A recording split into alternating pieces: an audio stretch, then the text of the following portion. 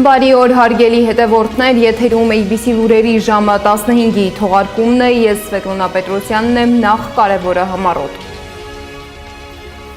Ուղերձ Բաքվից ինչ է փոխանցել Ալիևի օգնականը հայ հասարակությանը։ Բանակում ծառայությունը կրճատվել է ու ավելի գրավիչ դարձել, Հայաստանի պաշտպանության նախարարը ազգային ժողովում էր։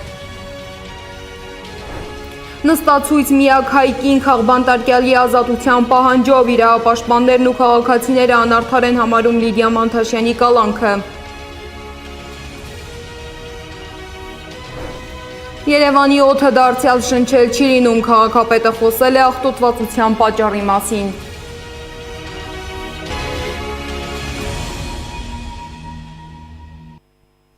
Եվ այսպես, Հայաստանի քաղաքացիական հասարակության ներկայացուցիչները արդեն Հայաստանում են։ Նրանք Բաքու այցելության ժամանակ Ադրբեջանի քաղաքացիական ներկայացուցիչների հետ պայմանավորվել են ձևավորել խաղաղության կամուրջ անվանումով նախաձեռնություն։ Այդ մասին այսօր ասուլիսի ժամանակ հայտնել է Անվտանգության քաղաքականության հետազոտական կենտրոն հասարակական կազմակերպության հիմնադիր եւ նախագահ Արեգ Քոչինյանը։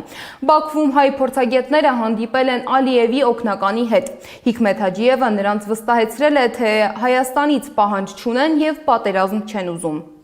Այցերը շարունակվելու են, այսինքն լինելու են թե հայկական պատվիրակություններ Ադրբեջանում, թե ադրբեջանական պատվիրակություններ Հայաստանում։ Մի քանի ուղերձ, որ մեր հանդիպման ժամանակ Ադրբեջանի նախագահի օգնականի հետ ինքը խնդրել է, որպեսզի մենք փոխանցենք Հայաստանի հասարակությանը։ Առաջինը այն է, որ ուրեմն պատերազմը ավարտվել է, Ադրբեջանի համար այլևս պատերազմ չկա, որ կոնֆլիկտը ավարտվել է, որ հայ-ադրբեջանական կոնֆլիկտը իրենց համար ավարտված է, որ իրենք ուզում են այս չպատերազմ վիճակից կառուցեն խաղաղություն եւ գնան դեպի խաղաղություն եւ իրենց համար չափազանց կարեւոր է այս մեսեջը մեր միջոցով, ինչպես իրենք նշեցին, փոխանցել Հայաստանի հասարակությանը, որ իրենք ցանկանում են Հայաստանի հետ համապարփակ եւ երկարաժամկետ խաղաղություն կառուցել ու պատրաստ են այդ ճանապարհով գնալ առաջ։ Եվ որ երևի թե նաև չափազանց նորից կարևոր է, որ Ադրբեջանը Հայաստանի նկատմամբ որևէ տարածքային պահանջ չունի։ Սրանք այն բառացի ուղիղ մեսեջներն են, որոնք, որ ինչպես նշեցի, Ադրբեջանի նախագահի օգնականը մեզ խնդրել էր փոխանցել Հայաստանի հասարակությանը։ Այցի արդյունքներին անդրադարձել է նաև Երևանի մամուլի ակումբի նախագահ Բորիս Նավասարդյանը, որը նույնպես պատվիրակության կազմում էր։ Նա ընդգծել է, որ 5 գումարած 5 ձևաչափը փակ չի լինելու։ Նրա խոսքով նախաձեռնությանը կարող է միանալ այն մասնագետները, ովքեր ունեն կառուցողական ու նորարարական մոտեցումներ հայ-ադրբեջանական հարաբերությունների կարգավորման հարցում։ Լինելու են տարբեր ձևաչափեր, տարբեր միջոցառումներ, որտեղ այդ թվում նաև անկախ, այդ թվում նաև այլ կարծիք ունեցող փորձագետները ներգրավելու են եւ հնարավորություն են ունենալու ներկայացնել իրենց առաջարկները եւ պատկերացումները։ Երկրորդը դա մեդիա ոլորտն է։ Մեզ համար անհրաժեշտ է, որպեսզի լրատվամիջոցները եւ Ադրբեջանում եւ Հայաստանում հնարավորինս նպաստեն կարգավորման գործընթացից, դա չի նշանակում, որ իրենք պետք է ինչ-որ խնդիրներից խուսափեն։ Ոչ երբեք, բոլոր խնդիրները հակառակը հնարավորինս ինտենսիվ պետք է ներկայացվեն, բայց կարևոր է, որպեսզի չլինեն իրողությունների խեղաթյուրում։ Քանի որ դա հիվանդագին ինչ-որ ուղերձներ է հաղորդում ամբողջ գործընթացին եւ միայն խանգարում է դրան։ Եվ այդ առումով մենք բնականաբար քննարկել ենք ինչպես կարող ենք անել եւ դա արվելու է անպայման եւ մենք ակտիվորեն աշխատելու ենք լրատվամիջոցների հետ եւ ընդհանրապես երկրորդ ուղղությունը այդ մեր կոմունիկատորի ֆունկցիայի դա նաեւ որ բացի վերևներին ինչ-որ բան հաղորդելուց մենք նաեւ ներկայացնենք մեր հասարակությանը, թե մենք ինչ ենք անում, ինչին ենք հասել եւ ինչին ենք փորձում հասնել եւ առավելագույնս թափանցիկ, դրանում կարող եք չկասկածել։ Զուգահեռ այսօր ազգային ժողովում քննարկվել է նաև բանակում պարտադիր ծառայության ժամկետի կրճատման հարցը։ Հայաստանի պաշտպանության նախարար Սուրեն Պապիկյանը վստահեցրել է, որ ծառայության ժամկետի կրճատումից հետո մարդկային ռեսուրսը միայն կավելանա։ Նա խորհրդարանի պաշտպանության հարցերի հանձնաժողովում ներկայացրել է զինվորական ծառայության մասին օրենքում առաջարկվող փոփոխությունները։ 2026 թվականից 24 ամսյա պարտադիր ծառայությունը նախատեսվում է դարձնել 18 ամիս, 1.5 տարի։ 2025 թվականի ձմեռային զորակոչի շրջանակներում զինված ուժերի համալրումը սկսվելու է 2026 թվականի հունվարի 7-ից, որի արդյունքում 18-ամսյա ժամկետով ծառայություն են իրականացնելու 2025 թվականի ձմեռային զորակոչից սկսած պարտադիր զինվորական ծառայության զորակոչված քաղաքացիները։ Ծառայության ժամկետի կրճատումը չի տարածվելու 2026 թվականի հունվարի 1-ի դրությամբ պարտադիր զինվորական ծառայության մեջ գտնվող զինծառայողների վրա։ Պատիվ ունեմ խմբակցության քարտուղար Տիգրան Աբրահամյանը նիստին քննադատել է պարտադիր զինվորական ծառայության փոփոխությունների նախագիծը, ընդգծելով, որ այն ներկայացվում է շտապ ուղղականությամբ եւ առանց անվտանգության ռիսկերն ամբողջությամբ գնահատելու։ Այս օրենքի հետ կապված մտահոգությունների մեծ մաս ամեն դեպս իմ մոտեցումը ամենաառաջինը հենց կախված է կամ կապված է համալրման հետ կապված աշխատանքներին։ Գիտեք, դուք թվային առումով շատ ավելի լավ եք թեմային տիրապետում, բայց իմ շփումները, իմ ուսումնասիրությունները, իմ գնահատականները, որոնք փաստացի իրավիճակի հետ են կապված, անկեղծ ասած որևէ առնչություն չունեն ձեր լավատեսության հետ։ Ես իհարկե լավատեսության առումով պաշտպան հայրենացի հետ կապված, իրականում ես էլ եմ կիսում այդ լավատեսությունը, որ այդ այնտեղ դինամիկա կա աճի, լավ ծրագիր է եղել, մենք էլ դրան կողմ ենք քվեարկել, այսինքն դա այս բանը չեմ քննարկում։ Հա, կան բաներ, որոնք պետքա քննարկման ենթարկվի կամ փոփոխության միգուցե ենթարկվի, բայց համալրման հետ կապված մասով ես չեմ կարծում, թե մենք եկել ենք այն կետին հասել ենք, որտեղ այդ ռիսկերը ոչ միայն հաշվի են առնած, այլ են սպառնալիքները չեզոքացված են եւ դրա պայմաններում մենք շատ ավելի հեշտ կարող ենք գնալ այս թեմայով այս փոփոխությանը։ Միգուցե 3 տարի հետո, երբ որ այս թեման քննարկվեր մեկ այլ ֆորմատով, 3 տարի հետո շատ ճգնաժամեր կամ սպառնալիքներ կամ հաղթահարված լինեին, կամ դրանք չունենային այն առաջնայնությունը, որոնք ունեին։ Իսկ Սուրեն Պապիկյանը պնդում է, թե բանակում ծառայությունը իրեն գրավիչ են դարձրել, քանի որ ներդրել են պաշտպան հայրենյանց ծրագիրը։ Նախարարը նաև թվեր է այսօր ներկայացրել 4025 մարդ պայմանագիր է կնքել 5 տարի ժամկետով ծառայելու համար։ Ես նշեցի, որ տեղի է ունենալու հետևյալը, 1.5 տարի հետո 2 զորակոչ զորացրվելու է, բայց այն, որ բանակը կրճատվում է, դա իրականության հետ կապ չունի, ինչու։ Ինչ է տեղի ունենալու։ Սրա արդյունքում եւս 1.5 տարի հետո մենք նույն թվականակով մարդկանց զորակոչելու ենք բանակ, ուղղակի իրենք ծառայելու են 1.5 տարի։ Պատկերացրեք, 1.5 տարի հետո զորացրվելու է 2 զորակոչի այն հատվածը, որոնք պայմանագիր չեն կնքել։ Դրանից եւս 1.5 տարի հետո բոլոր զորակոչերը, այսինքն բոլոր 4 զորակոչը կրկին գտնվելու է բանակում, պարզապես 1.5 տարի ծառայելով։ Այսինքն նույն թիվը պահպանվել է։ Ոչ չի պահպանվելու, տիկին գրքան։ Բայց ասել եմ ես դրա մասին, ես հարց եմ հնչեցրել, որ խրոխտ ասում եք բանակը կրճատում են։ Մի հատ հարց եկեք թվաբանությունը այդ անտերը բարդ չի։ Պարոն նախարար, հիմա այդ առիթ է, այդ թվաբանությունը հստակ նորից հնչեցնելու։ Շատ լավ։ Չէ։ Չէ, դրա համար անհրաժեշտ է այլ հարցեր լուծել, որ դրա ժամանակը գա 1 տարի։ Շատ լավ։ Հիմա դրա ժամանակը չի։ Չէ, պարզ հաշվար կա, ես հիմա ոչ մի բան չեմ խեղաթյուրում։ Պարոն նախարար։ Տիգրան Աբրահամյանի կարծիքով զինծառայության ժամկետի կրճատումը սկզբում հանրությունը դրական է գնահատել, բայց հետո հասկացել է, որ դա անվտանգային լուրջ խնդիրներ է առաջացնելու։ Աբրահամյանի խոսքով անհրաժեշտ է հրապարակել, թե 1 տարվա ընթացքում միջին հաշվով 1 զորակոչի շրջանակում որքան մարդ է համալրում զինված ուժերը։ Սա ըստ падգամավորի թույլ կտա հանրությանը գնահատել նախարարության ներկայացրած թվերն ու ծրագրերը։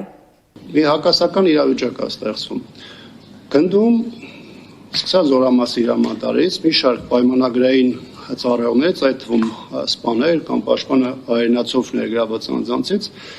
մոտավորապես ունենք այն պատկերը, ինչ որ դուք ներկայացնում եք վիճակագրությամբ։ Պայմանականորեն 60-40, այսինքն 60% կամ ավելին դրական գնահատական ստացած։ 65, հա։ Բայց հիմա տեսեք, օրինակ Պաշտպանության նախարարության վերահսկողական ծառայությունը գնում է այն հայտնի, ինչպես ասում են, գրտեի քննությունը անցկացնում, գունդը ստանում է 2։ Հիմա ինչ է ստացվում։ Ստացվում է զորամասի հրամանատարը, հիմնական տեղակալները, գումարտակի հրամանատարը, մեծ թվով զինծառայողներ, 65%-ը ստացել են դրական գնահատական, բայց գունդը ստանում է 2։ Հիմա ես ինչ եմ նաև այս թիվը հիմա այս բանը հիմա հնչեցնում, որովհետև ինչ ատեստացիայի մասին օրենքը մտել է, վստահ եմ դուք այն հիշում եք, ես բազմաթիվ նաև գրավոր առաջարկներ եմ պաշտպանության նախարարությանը ներկայացել տարբեր չափորոշիչների մասով, եւ երբ որ պաշտպանության նախարարությունը դա հանրության ներկայացնում է որպես արդյունք, որտեղ առաջին հայացքից այո, նայում ես, ասում ես դինամիկա ունի որոշակի աճի, թեև ես բավարար դա չեմ համարում, բայց դինամիկա է երևում։ Բայց տալիս են գունդ, որտեղ մեծ թվով զինծառայողներ դրական գնահատական են ստացել, բայց գունդը քննությունը ստանում է ընդհանուր քննությունը ստանում է 2։ Սա կարծում նաև պաշտպանության նախարարության համար պետք է լինի մտահոգիչ եւ հատկապես այն տեսանկյունից, որ պետք է հասկանանք, մենք ինչ չափանիշ ենք դնում, որ կարողանանք ճիշտ գնահատենք եւ զորամասը որպես ստորաբաժանում եւ մարդկանց հրամանատարական պաշտոնի եւ այլն։ Եվ դրա համար այս տեսանկյունից կարծում եմ, որ երբ որ մենք ատեստացիայի նաև գործընթացն ենք ներկայացնում դրա ձեր ներկայացած դրական համատեքստում, այստեղ կան խորքում նաև մեծ թվով խնդիրներ, որոնք այդ չափորոշիչներով ներկայացված են եւ ամբողջությամբ իրավիճակը չեն արտացոլում։ Պատգամավոր Գեղամ Մանուկյանի գնահատմամբ նախագիծը փորձում են ընդունել շտապ առանց բավարար փաստարկների եւ հրապարակված տվյալների։ Նրա խոսքով ստեղծվում է տպավորություն, որ սա ավելի շատ նախընտրական քարոզչության միջոց է, քան իրական լավ մտածված նախաձեռնություն։ Մանուկյանը ներկայացրել է նաեւ իր առաջարկները։ Ուսումնասիրել եւ լուծել Հայաստանի Հանրապետության զինված ուժերի ծառայողների բազային աշխատավարձի բարձրացման հարցը, սահմանափակվելով ատեստացիայի անվան տակ զինծառայողների մեծ մասի չվերաբերած շատ ավելի քիչ թվով անձանց վճարման բարձրացմանը, փոխել բանակի ծառայության նկատմամբ հանրային ընկալումը, դադարեցնելով ՀՀ արժեզրկման, զինծառայողին նրա առաքելության նսեմացման, այլ սոցիալական շերտերին ստորադասման իշխանական գործելավոճը, հանրակրթական համակարգում հստակ գործիքներով խթանել ՆԶՊ-առարկայի խստացված ուսուցանումը, ներդնել զինվորական ուսումնական հաստատություններ տիմորտների ուղղորդման, խրախուսման մեթոդներ, մշակել պարտադիր եւ պայմանագրային զինվորական ծառայության ավարտից հետո քաղաքացիական կյանքին ինտեգրման առավել բարենպաստ պայմանների ներդրման համալիր ծրագիր, երբ կխրախուսվեն առողջապահական, կրթական զբաղվածության ապահովման ծրագրերը, հանրային իրազեկման հասարակական ընկալման փոփոխության բազմակողմանի եւ երկարատև արշավ հանրության շրջանում զինծառայության նկատմամբ վստահության եւ հարգանքի արժանացման համար։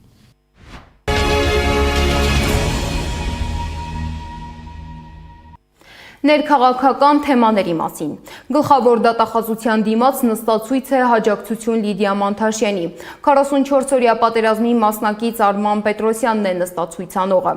Երբ մեր պետությունում բանտարկված կինը ոչ թե հանցագործ է, այլ քաղաքական համոզմունքների համար հետապնդվող քաղաքացի, դա արդեն ոչ միայն անարդարություն է, այլև ազգային ամոթ, ասել է Պետրոսյանը։ Նա պահանջում է ազատ արձակել Լիդիային։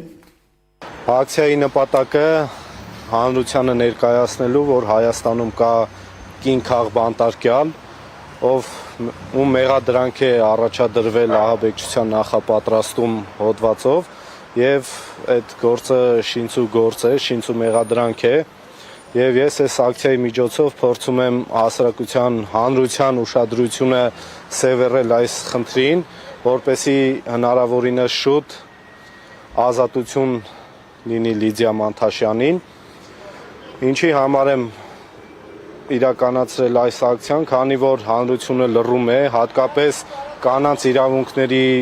պաշտպանության գործով զբաղվող կազմակերպությունները, մարդկանց իրավունքներով զբաղվող կազմակերպությունները լուռ են։ Ես հրավիրում եմ բոլորի ուշադրությունը, մասնավորապես մեր արվեստի բնագավառի, մշակույթի բնագավառի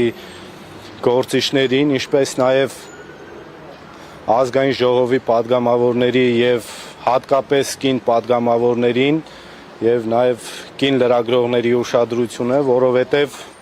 այս խնդրի առաջ այսօր կանգնած է Լիդիա Մանթաշյանը, հաջորդը կարող են լինել յուրաքանչյուր ոք ձեզանից։ Հիշեցնեմ, որ Երևանի ընդհանուր իրավասության առաջին ատյանի դատարանը որոշել է Լիդիա Մանթաշյանին կալանքի տակ թողնել եւս 3 ամիս։ Նրա նկատմամբ կիրառված այս որոշումը իրավապաշտպանները գնահատում են որպես շարունակական բռնաճնշում Հայաստանի միակ կին քաղբանտարկյալի նկատմամբ։ Իրավապաշտպաններն անօրինական են համարում Սրբազան պայքարի անդամ Լիդիա Մանթաշյանի կալանքն անփոփոխ թողնելն ու այն որակում են պատժիչ գործողություն, մինչդեռ պատժիչ գործողություններն իրականացվում են դատարանի վճռի հրապարակումից հետո։ Ըստ նրանց խախտվում է նաև մարդու անմեղության կանխավարկածը։ Կալանքն առհասարակ որպես խափանման միջոց ընտրվել է հազվադեպ, ասում են իրավապաշտպանները։ Դատախազությունը պատճառաբանում է, որ Լիդիա Մանթաշյանը տնային կալանքում հնարավոր է խոչընդոտի նախաքննությանը, մինչդեռ զրուցակիցներս նշում են խափանման բազմազան միջոցներ կան, որոնք կարող են կանխարգելել ենթադրյալ խոչընդոտման գործընթացը։ Անձը չի կարող խոչընդոտել կամ խոչընդոտել դատական մարմնի աշխատանքին կամ չի կարող պետք է լքի Հայաստանը, այդ ողջամիտ կասկածները չեմ կարծում, որ հիմնավորված են։ Ըստ իրավապաշտպանի վերջին տարիներին կալանավորվածներն ավելի շատ են, քան դատարանի որոշման բանտարկվածները, սա հայտարարություն է որակում Ժաննա Ալեքսանյանը։ Գլխավոր դատախազը, ասենք, չափ անցել է, ինձ թվում է։ Ոնց կարելի է կնոջ նկատմամբ, ասենք, ակնհայտ է, էլի, որ կինը ոչ մի կապ չունի իրենց առաջադրած մեղադրանքի հետ։ Դատախազը թող հերքի ինքը իր ասացները ազգային ժողովում, երբ որ պնդում էր այդ մեղադրանքը, այն ինչ որ պնդում էր հետո հերքվեց դայնագրության մեջ։ Որ կալանքի կիրառումն անհիմն ու անհամաչափ է, պնդում է նաև Արտուր Սաքունցը։ Նա սակայն Լիդիա Մանթաշյանին քաղբանտարկյալ չի համարում։ Խափանման միջոցների ցանկը շատ ավելի լայն է, եւ դրա դեպքում որևէ կերպ հիմնավորում չկա, թե ինչու են հենց կալանքը որպես խափանման միջոց ընտրում։ Եվ այդ առումով իհարկե գործ ունի մարդու խախտման հետ։ Իրավապաշտպան Զարա Հովանիսյանի համար էլ դատախազության եւ դատարանի ներկայացրած հիմնավորումները պարզ չեն։ Հովանիսյանն ասում է, սովորաբար եթե կալանք են սահմանում, պետք է 2 ամսով սահմանեն։ Այս դեպքում որոշել են 3 ամիս։ Ինչու՞։ Իրավապաշտպանը նաեւ չի հասկանում, թե ինչու են սահմանափակել Լիդիայի այցելությունները։ Կալանքը որպես խափանման միջոց դեռևս շարունակում է Հայաստանում կիրառվել բավականին շատ, թեև քրեական դատավարության օրենսդրությունը նախատեսում է շատ ավելի բազմազան ձևեր, այս թվում նաև տնային կալանքը, վարչական վերահսկողությունը, ինչպես նաև գրավը եւ ստորագրությունը չհեռանալու մասին, բայց միևնույն է կալանավորումը դեռևս բավականաչափ կիրառվում է եւ այս դեպքում եւս հիմնավորումները այնքան էլ ազդեցիկ չեն։ Ահաբեկչություն պլանավորելու համար մեղադրվող Լիդիա Մանթաշյանի կալանքը դատարանը երկարաձգեց եւս 3 ամսով։ Երկարաձգվեց նաեւ նույն գործով անցնող Մովսես Շարբաթյանի կալանքը։ Փոխարենն այս պահին 7 մեղադրյալի նկատմամբ բանտային կալանքը վերացվել է։ Սեդա Մակարյան, Անդրանիկ Մանսուրյան, ABC Media։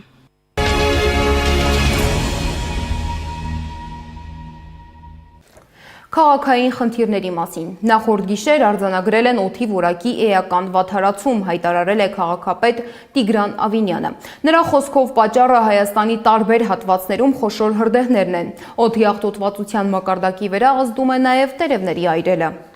Ենթադրում եմ շատերը տեսել եք կողքի բակում կամ հենց մեր բակում ինչ որ մեկին, ով որ հավաքում է տերևները եւ աղբը եւ վառում է։ Սիրելի երևանցիներ, այդ փոքրիկ տերևների եւ աղբի վերամշակման գործարանները ուղղակիորեն առաջին հերթին թունավորում են ձեզ, թունավորում են ձեր շրջակա միջավայրը, թունավորում են երեխաներին, ովքեր որ ապրում, խաղում են այդ բակում։ Քաղաքապետը նաև նշել է, որ Երևանում իրականացվում են բազմաթիվ նախագծեր, սակայն դրանց իրականացման ընթացքում նկատվում են լուրջ թերություններ։ Նա ընդգծել է, որ սկսել է անակնկալ այցելություններ տարբեր վարչական շրջաններ։ Արդեն 2 վարչական շրջանում եղել եմ եւ տեսնում եմ խնդիրներ, որոնք նույնպես պետք է արագ լուծում ստանան, ասել է քաղաքապետը։ Ես տեսնում եմ խնդիրներ, որոնք որ ոչ թե ավելի քիչ կապված են մեր նախագծերի հետ, ավելի շատ կապված են մեր առօրյա անելիքների հետ, օրինակ աղբանության կամ սահմանքրման հարցերը, որոնք որ ռուտին հարցեր են, բայց դրանք այն հարցերն են, որտեղ որ առհասարակ մենք պետք է անթերի գործենք։ Եվ հարցը մի կողմից պետք է իհարկե հասկանանք վարչարարական առումով ունենք խնդիրներ, թե չունենք եւ կհասկանանք, մյուս կողմից է պարոն Մարկարյան պետք է հասկանանք ռեսուրսի խնդիր ունենք, թե չունենք, ճիշտ գնահատենք, էլի, այսինքն պահանջենք այն ծավալով ինչքանի ռեսուրս ենք տվել եւ ռեսուրսը տանք ամբողջական։ Ես կարծում եմ ամբողջ իմաստը վարչական շրջաններին այդ ռեսուրսը տալու կայանում էր նրանում, որ մենք խնդիրը լուծենք, ոչ թե կիսա լուծենք։ Սա առաջին հատվածը։ Երկրորդ հատվածը այնուամենայնիվ այդ ահռելի մեծ արվող նախագծերում ես տեսնում եմ էական թերություններ եւ արձանագրել եմ մեր վարչական շրջաններում նմանատիպ դեպքեր եւ պահանջում եմ ուղղակի որ վարչական շրջանների ղեկավարները այդ նախագծերին վերաբերվեն որպես սեփական իրենց տանը արվող նախագծերին։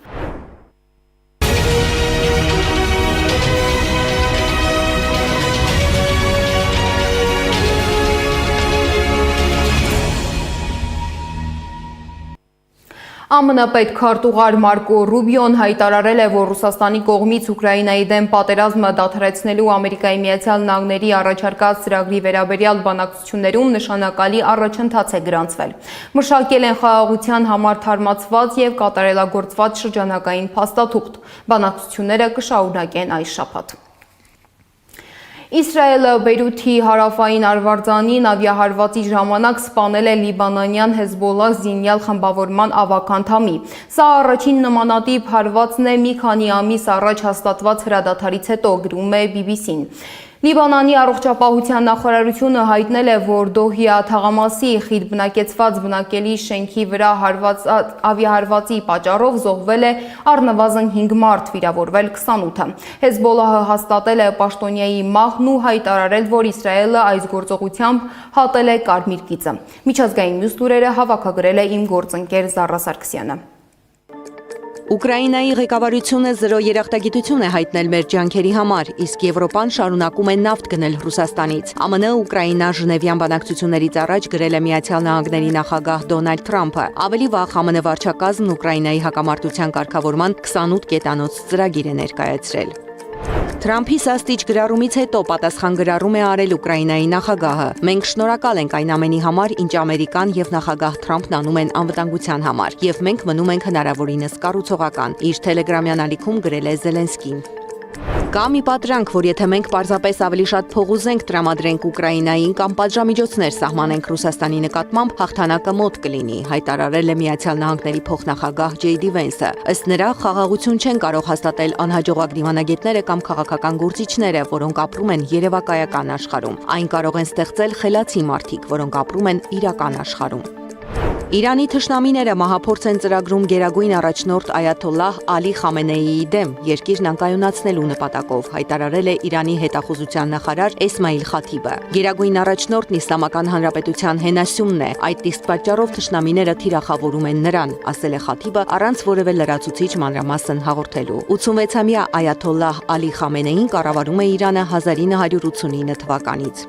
Նիգերիայում զինված խումբը հարձակվել է Սուրբ Մարիամ կաթոլիկ դպրոցի վրա, առևանգելով 215 աշակերտի եւ 12 ուսուցչի։ Դեպքի մասին հայտնել է Նիգերիայի քրիստոնյաների ասոցիացիան։ Առևանգված աշակերտներից մի քանիսին հետագայում հաջողվել է փախչել եւ ողջ մնալ։ Դեպքը տեղի է ունեցել այն բանից հետո, երբ դպրոցի վարչակազմը չի ենթարկվել անվտանգության նկատառումներով դպրոցը փակելու Նիգերիայի կառավարության հրամանին։ Ջրհեղեղից տուժած Վիետնամում անօդաչու թռչող սարքի օգնությամբ փրկել են տղամարդու, որը հայտնվել էր թակարդում եւ ամբողջ գիշեր կարճած էր մնացել թփերից։ Վերջին տվյալներով ջրհեղեղի զոհերի թիվը հասել է 90-ի։